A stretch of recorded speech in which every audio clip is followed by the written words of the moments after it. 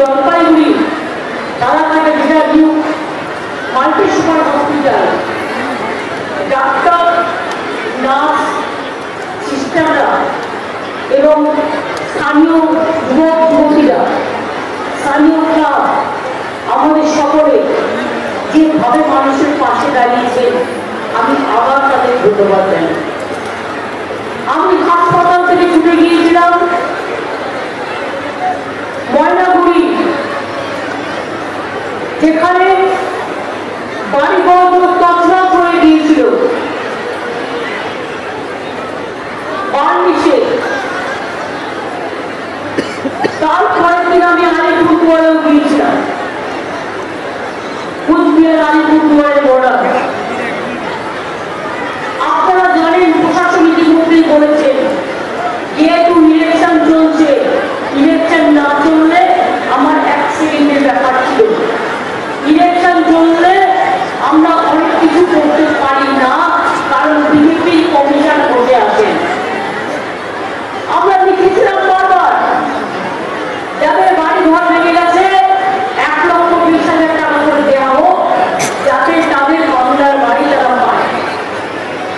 Election commission বললেন না, যা এক্সিস্টিং রুলস আছে তাতেই হবে। এক্সিস্টিং রুলস কি আছে? যার সব ভেঙে গেছে 20,000 পাবে, আর যার পাত্রী ভেঙে গেছে সে 5,000 পাবে। 20,000 হবে না, জেনে রাখবেন।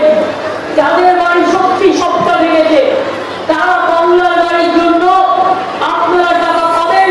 ডিজাস্টারে একটা রুল নতুন আগস্ট মাসে হয়েছে, আমি দেখে নিয়েছি, তাতে 20,000 করে পেয়েছেন, পরে 40 প্রশাসন দেবে, তারপরে 60,000-এর কাজ হয়ে গেলে দ্বিতীয় কিস্তিতে আরো 60,000 টাকা পাবে, বাড়িটা ভালো করে তৈরি করে দেবেন।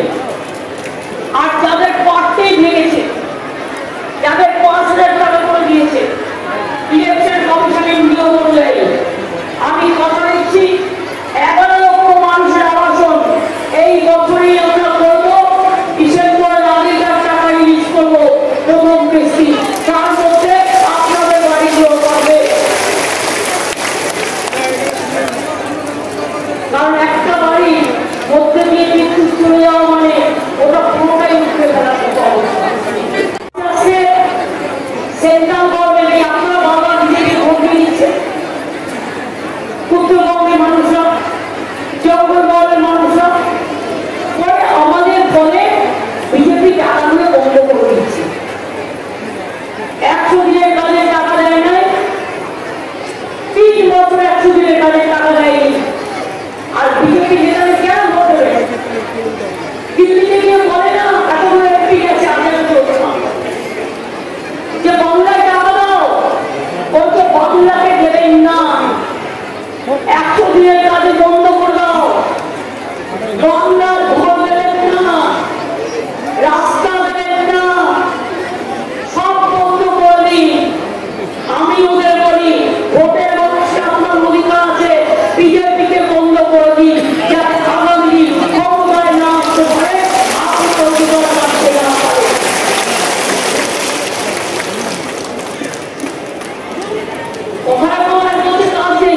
সবচেয়ে বড় সমাজকে কারা, বিজেপিকে কারা যাচ্ছে, যার অনেক টাকা, সিবিআই ভয়ে, ইডির ভয়ে, এনআইএ ভয়ে, যার পাশে অনেক আছে, পাশে সিবিআই ধরে, পাশে ইনকাম ট্যাক্স ধরে, পাশে ইডি ধরে।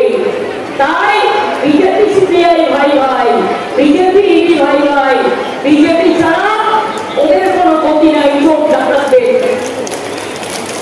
পকেট মার জানেন তো, যখন পকেট মারি করে নিজে আগে চিৎকার করে পকেট মারি করে পকেট মার, যাতে অন্য লোকেরা হকচকিয়ে যায় আর সেই সুযোগে সে বেরিয়ে বেরিয়ে পালিয়ে যায়। বিজেপি হচ্ছে পকেট মারের দল, মানুষের পকেট কাটছে আর নিজেদের পকেট ভরছে, লুটেরার দল, মাফিয়ার দল। প্রধানমন্ত্রী এলেন কুচবিহারে মিটিং করতে, ওই জলপাইগুড়ি দুঃখের কথা বললেন না, ময়নাগুড়ি দুঃখের কথা বললেন না। সারা বছর দেখা যায় না